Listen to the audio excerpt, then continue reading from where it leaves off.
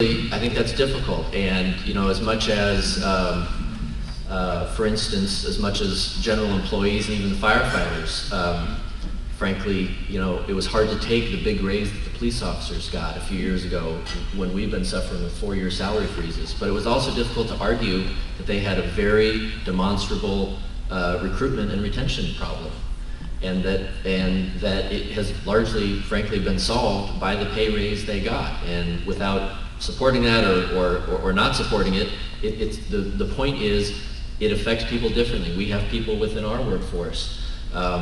They don't compete against other job classifications. They compete against the job classifications in other municipalities of their job classification. And I think it is a little bit case by case. Can you make some general reforms? Sure. But you can't ignore the specific issues and challenges of all the different classes. So, I would also say that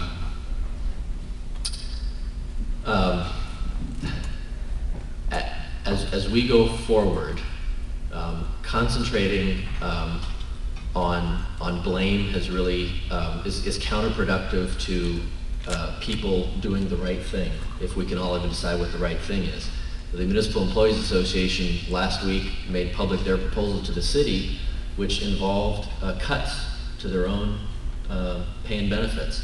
Not because they accept blame, not because they accept any of the rhetoric that's been flying around, but because they accept the fact that they're a large part of a workforce of an organization that is in trouble because of a global financial calamity. So employees want to be part of the solution. And despite the editorial page of the Union Tribune saying, oh, these unions are just saying middle finger, it's just not true. Was it true that you would prefer actual layoffs and maybe even service cuts to any kind of tweaking of the benefit package? No, that's not true, and that wasn't our proposal. Our proposal was that all of us, in recognition of this global calamity and financial crisis, not only in the city, but in the country and in the universe, that we share the pain. And we laid out very specifically our proportionate share of that pain.